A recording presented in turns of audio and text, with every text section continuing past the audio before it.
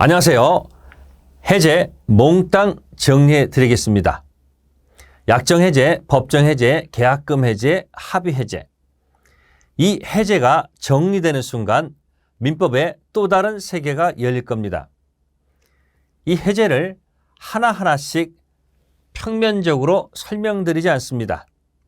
어떻게 설명드리냐? 매매 계약 과정 속에서 해제가 어떻게 적용되는지를 살펴보겠습니다. 시간 순으로 기억하세요. 시작합니다. 갑하고 을하고 매매합니다. 을은 계약금, 중도금, 마지막에 잔금, 매도인은 서류, 동생관계 들어가서 마지막에 등기 치는 거죠. 이때 매매 계약이 유효를 전제로 시작해야 됩니다. 매매 계약이 유효한데 계약금을 지급한 후 매도인도 후회가 밀려오고 매수인도 후회가 밀려옵니다. 괜히 계약을 했네. 이때 계약금 관련돼서 해지할 수 있는 제도가 마련되어 있고요. 다음 중도금을 주지 않았을 때 관련된 해제, 그리고 매도인 잘못으로 건물이 화재가 났을 때 관련된 해제. 그러면 해제를 보기에 앞서서 맨 앞에 이 유효를 잘 살펴볼 것. 이 유효하다는 뜻을 먼저 정확하게 파악을 한 다음 해제가 진행됩니다. 유효하다는 뜻은 과연 뭘까요? 매일 유효하면서 유효하다는 뜻을 정확하게 이해 못하는 경우도 많습니다. 유효라는 것은 불성립 아니고 성립, 성립한 다음에 무효 취소가 아니고 유효를 얘기합니다. 달랑 유효하지 마시고 불성립 아니야, 성립했어요, 무효도 아니고 취소도 아니고 유효야, 이렇게 말하는 습관을 키우세요. 공부는 습관입니다. 그러면 이 불성립, 성립, 무효, 취소, 유효를 이렇게 살펴본다면 민법 총칙에서 성립 요건, 못 갖추면 불성립, 갖추면 성립, 성립 후 뛰어납니다. 성립 후, 그 다음에 효력 요건 들어가서 못 갖추면 무효 아니면 취소가 됩니다. 취소는 기억하세요. 제착사강으로 기억한다. 제착사강이 뭔가 펼쳐드리겠습니다. 제한능력자, 착오, 사기, 강박을 제착사강이라고 약해서 설명드렸습니다. 지금 들으시는 여러분께 질문 드리겠습니다. 무효 사유가 무엇이죠? 답하세요. 당하셨습니까? 당하지 마세요. 내가 알고 있는 건 방금 전 취소 사유는 제착사강이죠. 그러면 이 알고 있는 최선을 가지고 최대치를 끌어내는 것, 그게 시험 보는 기술이죠. 따라서 무효는 제착사강 아니면 무효야. 이렇게 해서 진행해 가시면 좀 힘들지 않게 진행할 수 있죠. 무효 취소가 아니면 유효죠. 그러면 이런 과정을 그냥 또 여러분들 몸에다가 익혀드릴게요. 몸을 쫙 펴보세요. 이렇게 돼 있습니다. 그러면 오른손이 매매라고 생각하시고 혹시 악수를 안 했습니다. 그게 뭐다? 불성립. 악수한 것이 뭐다? 성립. 성립한 다음에 오른쪽 안경이 있을 거예요. 여기가 무효가 있다라고 가정하시고 왼쪽 안경에 취소가 있다 가정하세요. 취소는 제착사강. 그러면 여러분들 이 왼쪽 눈 위에 눈썹에 제착사강이 있다고 기억하세요. 제착사강. 그러면 오른쪽 눈의 눈썹은 무효 사유는 뭘까요? 방금 전 제착사강 아니면 무효. 이해되시죠? 그러면 무효 취소가 아니고 웃으세요. 유효. 그래서 이게 바로 유효입니다. 그래서 이게 유효라고 기억하세요. 유효. 그래서 결국은 등기해서 소유권 취득하는 과정. 그럼 여기 보세요. 불성립, 악수 안 한 거죠.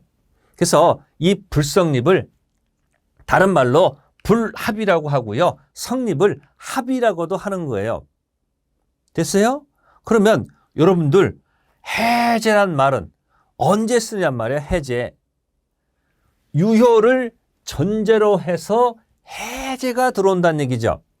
따라서 유효 밑에 해제가 들어가 있다 이야기예요. 해제가 여기 있다고요. 따라서 불성립에서는 해제란 말을 쓸 수가 절대 없고요. 무의에서 쓸 수가 없고요. 취소 절대 안 되는 겁니다. 반드시 유효를 전제로 해서 해제를 쓴다 이야기예요. 이거부터 먼저 기억해 두고 해제를 시작해야 됩니다. 유효를 전제로 해서 해제를 쓴다는 것 꼭 기억해 두세요. 위치파에서 해제는 여기 밑에 있군요. 턱, 무효, 취소, 턱에 있다고 생각하세요. 진행하겠습니다. 계약금을 지급한 이후에 후회가 밀려왔을 때 어떻게 할 것이냐 하는 얘기죠. 계약이 유효한데 계약금을 지급했을 때 매도인께서 후회가 될 수도 있고 매수인도 후회가 될 수 있다는 얘기죠. 이때 매도인은 배액 제공하고 계약금 해지할 수 있고요. 매수인도 포기하고 계약금 해지할 수 있습니다. 그러면 계약금 해제는 타이밍이 어디냐? 계약금을 따따따따따따 준 다음 중도금 지급 요 사이에서만 할 수 있다 이야기예요.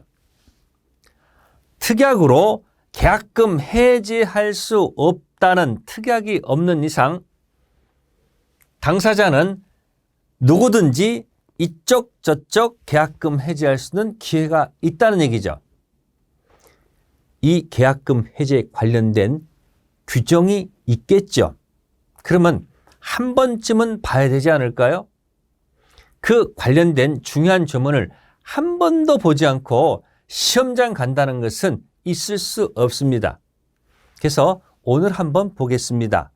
계약금 해제 관련된 조문은 다음과 같습니다. 제목은 해약금.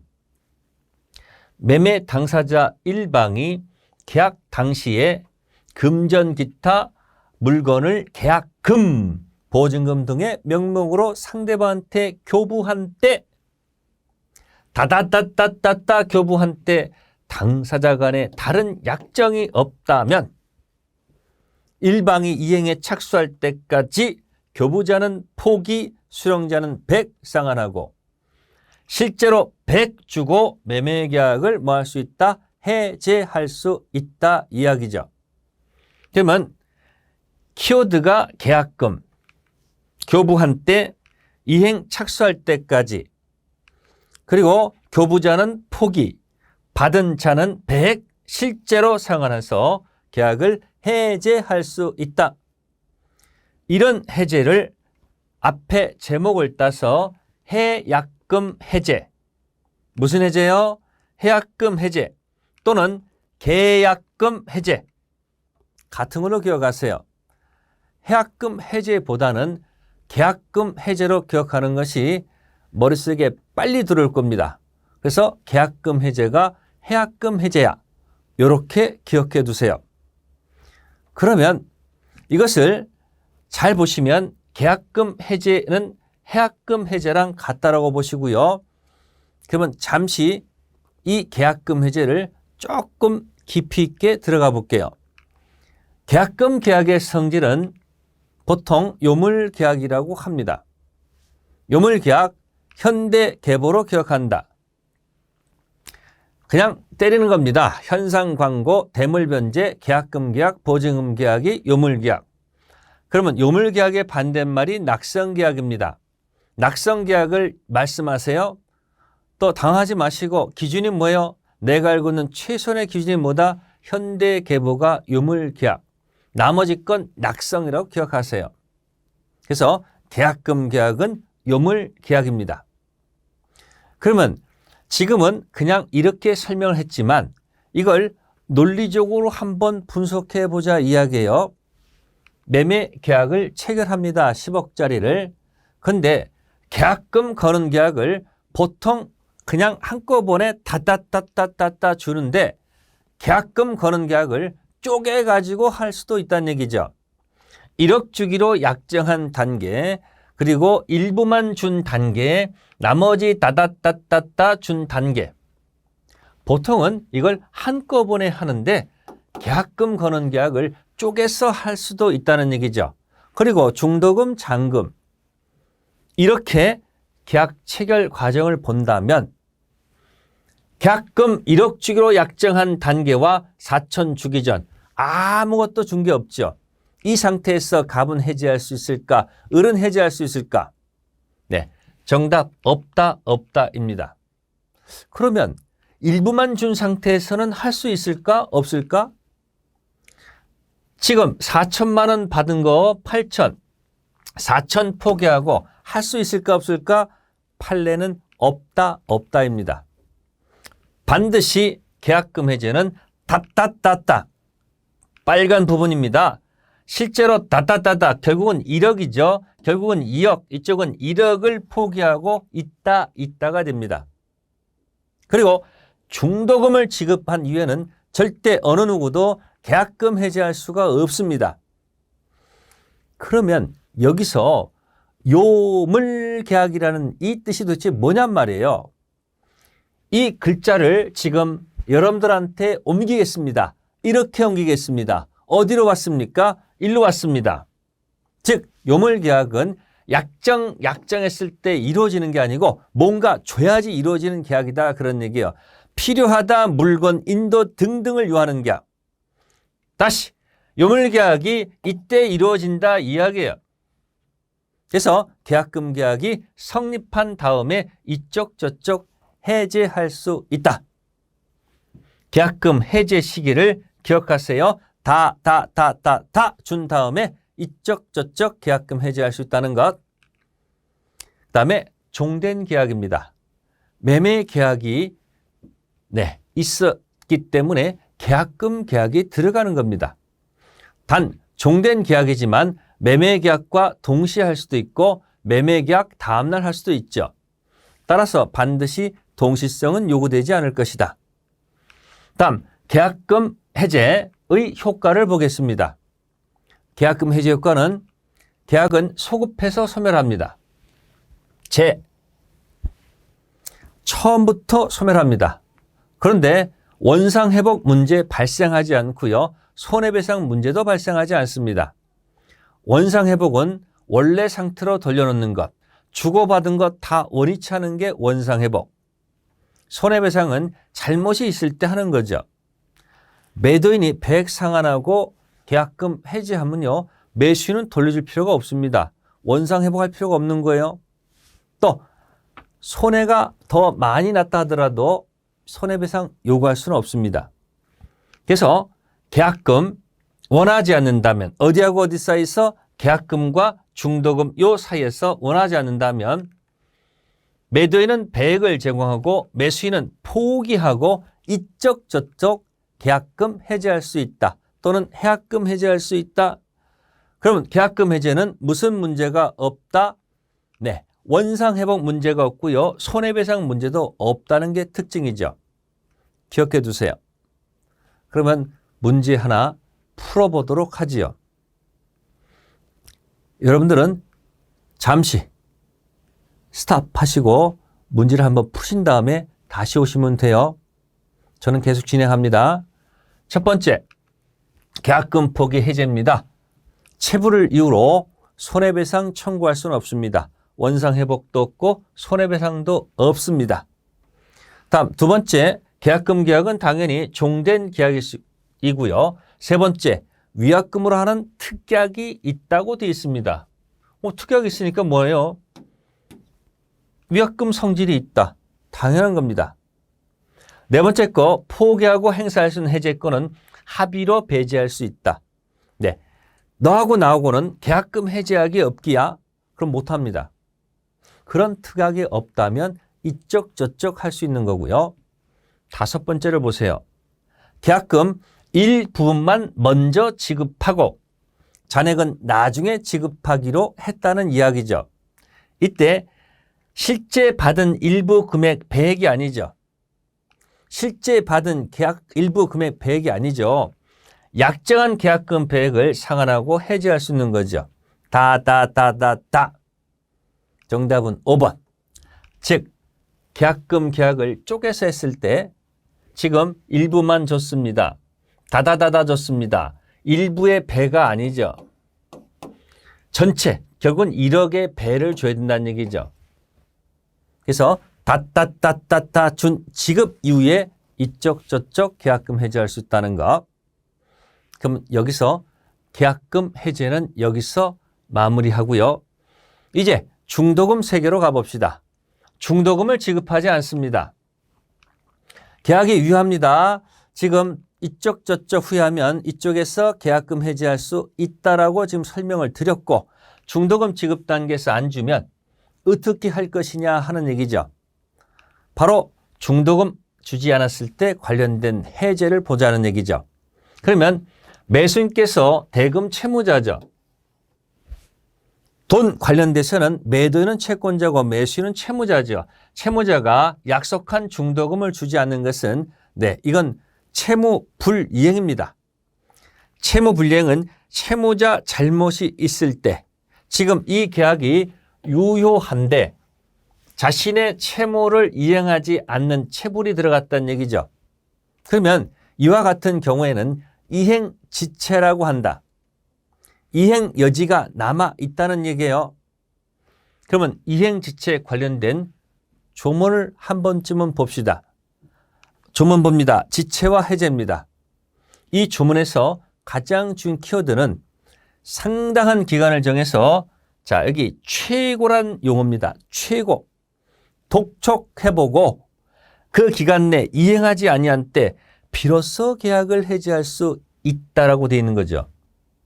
중도금 안 갖고 온다고 바로 해제 때리면 안 되고, 이 조문에 따르게 되면 기간 정해서 최고 독촉하고란 말이 들어갔지 않습니까? 따라서 지체인 경우에는 최고를 때리고 비로소 뭐 할 수 있다? 해제할 수 있다는 얘기죠. 그러면 최고하고 안 갖고 오면 해제권이 발생해서 해제가 실제로 해서 해제가 도달이 돼야지. 우리는 도달주의입니다. 도달이 되면 거슬러 올라가서 저 매매계약이 소급해서 소멸한다 이야기예요. 이해됐습니까? 해제가 도달하게 되면 저 매매계약이 처음부터 거슬러 올라가서 소멸한다는 이야기입니다. 그러면 소멸했으니까 원래 상태로 돌려놓으세요. 원상회복. 그리고 너의 잘못이 있으니 손해배상을 요구하면 된다. 그런 이야기입니다. 그 다음, 매도인 잘못으로 건물이 화재가 나면 어떻게 하는 얘기죠? 지금 진행 과정 속에서 지금 계약금 관련돼서 해제, 중도금 관련돼서 해제, 이행지체란 말 썼고요. 바로 여기서 불이 났습니다. 누구 잘못으로? 매도인 잘못으로. 그러면 이 관련된 해제는 도대체 뭐냐는 얘기죠. 이때 매도인이 채권자가 아니고 채무자라는 얘기예요. 불능, 후발적 불능입니다. 불이 났을 때 후발적 불능에서 매도인은 채무자라는 사실을 꼭 기억할 것. 그럼 채무자가 자신의 잘못으로 채무를 이행하지 못하니까 이건 채무 불이행, 이행 여지가 전혀 없기 때문에 이때 쓰는 타이틀은 이행불능이다 그런 얘기죠. 이행불능 관련된 조문을 보겠습니다. 한 번쯤은 보셔야 돼요. 이행불능. 그러면 조문에서 채무자 책임이 있는 사유로 이행불능하게 된 때 채권자는 계약을 해지할 수 있다. 이때 채무자가 이행불능일 때 이 채무자가 매도인이요 매수인이요? 매도인. 그러면 채권자는 매도인입니까 매수인입니까? 매수입니다. 처음 하시는 분들은 매수인이 채권자야? 왜? 잠시 생각해 보면 되지 않습니까? 돈이 불난 게 아니고 재산권, 건물이 화재가 났다면 당연히 매도인은 뭐가 되는 거다? 채무자가 되고 매수인은 채권자가 되는 거죠. 따라서 채권자는 잘못이 없어요. 귀책 사유가 없고 채무자한테 귀책 사유 잘못이 있으니 당연히 채권자는 채무자한테 여기는 아무것도 없네요. 독촉할 필요가 없죠. 따라서 이 이행불능을 이유로 한 해제는 뭐 할 필요가 없이, 최고할 필요가 없이 바로 해제권 발생해서 해제가 도달하면 역시 이 계약은 처음부터 소급해서 소멸하지요. 그러면 해제해서 소급해서 소멸이 되면 원래 상태로 돌려놔라. 즉 매수인께서는 내 돈 돌려달라 이야기하겠죠. 돈. 그리고 너의 잘못이 있으니 손해배상 요구하면 된다 이야기입니다. 지금 이행지체와 이행불능을 지금 보고 있죠. 이걸 잠시 정리해드리면 이행지체와 이행불능 차이가 무엇일까? 매매 계약이 유효를 전제로 해서 중도금을 안 주게 되면 이행 여지가 있기 때문에 지체입니다. 지체 같은 경우는 최고할 필요가 있고요. 이행하지 않으면 해제권이 발생해서 실제로 해제가 도달이 돼야지 계약이 소급적 소멸합니다. 이행불능은 계약 자체가 유효를 전제로 해서 만약에 매도인 잘못으로 건물이 화재가 났다. 그러면 이건 이행불능에 들어갑니다. 이행 여지가 없다는 얘기죠. 따라서 최고 이행 이런 거 할 필요는 없습니다. 바로 해제권 발생해서 해제가 도달하면 소급적 소멸합니다. 결국은 가장 키워드 차이는 최고란 얘기죠. 불능은 최고할 필요가 없고 지체는 최고할 필요가 있다는 것. 하나 팁, 불능에서는 매도인은 채무자라는 사실 하나 꼭 기억해 두셔야 됩니다.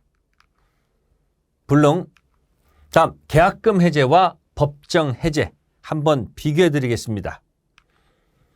지금 우리가 이 상태에서 유효를 전제로 계약금, 중도금 지급사에서 갑은 100 제공, 을은 포기하고 계약금 해제, 해약금 해제할 수 있다 했습니다. 그러면 이 계약금 해제는 원상 회복 문제가 없습니다. 손해배상도 없습니다.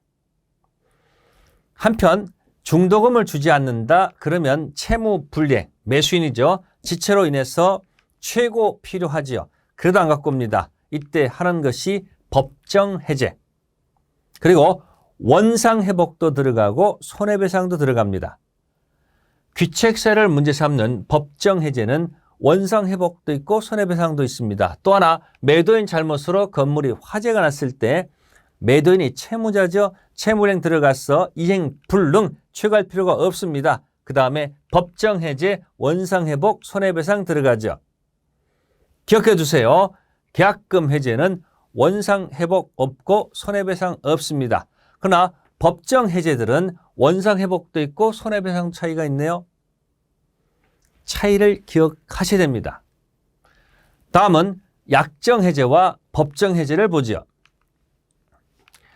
신축 중인 건물을 매수하면서 이번 말일까지 완성 못하면 매수인께서 이 계약을 해지하겠다고 계약서에 특약을 정했다. 매수인 중도금을 주지 않는다. 매도인 잘못으로 건물이 화재가 났다. 바로 뭡니까? 채무불이행. 왼쪽 같은 경우는 특약으로 정한 해제가 약정 해제죠. 특약 위반을 이유로 할 수 있는 해제가 약정 해제고요. 채부를 문제 삼아서 하는 해제가 뭐다? 법정 해제입니다. 그래서 특약을 정한 해제, 채불로 인한 해제. 차이가 있다는 얘기죠. 채무불이행은 방금 전 두 가지가 있었습니다. 이행지체와 이행불능. 채부로 인한 법정 해제, 특약을 정한 약정 해제. 그리고 하나 참고할 것이 계약서에 별도 해제 약정 특약이 없더라도 계약금이 아까 전부 다 지급됐다면 원칙적으로 약정 해제권이 있는 것으로 추정한다는 거죠. 즉 무슨 얘기냐? 계약금을 다 주게 되면 특약이 없는 한 이쪽 저쪽 자유롭게 해제할 수 있다는 그런 뜻이죠. 다음 법정 해제와 합의 해제의 차이점을 들어갑니다. 보통 해제는 법정 해제를 이야기하지요. 일방적인 의사표시 단독행위. 합의 해제는요. 합의했다는 얘기니까 합의 해제는 악수한 거예요. 계약입니다. 계약. 법정 해제는 채부를 원인한 손해배상 청구할 수가 있습니다. 합의 해제는 합의한 내용대로 들어가는 거니까 특약이 없는 이상 손해배상 청구할 수는 없습니다. 또 돈 돌려줄 때는 법정 해제는 받은 날로부터 이자를 붙여줄 필요가 있습니다. 그런데 대금 반환 시 합의 해제는 이자를 가산할 필요가 없다는 것이 판례 태도입니다. 그리고 해제가 되면 소유권 말소 등기 없이 매도인에게 자동 복귀됩니다. 또 합의 해제도 소유권은 자동 복귀가 됩니다. 또 묵시적 해제도 가능하고 묵시적 합의 해제도 가능합니다. 합의 해제가 나왔다. 두 가지만 기억하면 돼요. 손이 없다로 기억하세요. 손해배상 없고요. 이자가 없으니까 합의 해제가 나올 때마다 의식적으로 손이 없다, 손이 없다로 기억하세요.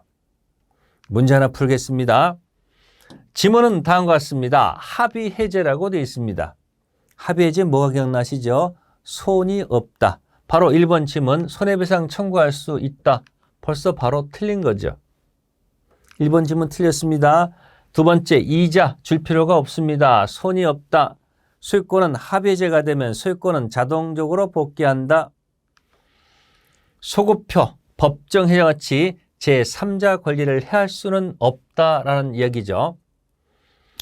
그 다음에 합의 해제, 묵시적 합의된 것을 보는 거예요. 매도인이 잔금기일을 경과한 후 해제를 주장하면서 수령한 대금을 공탁했습니다.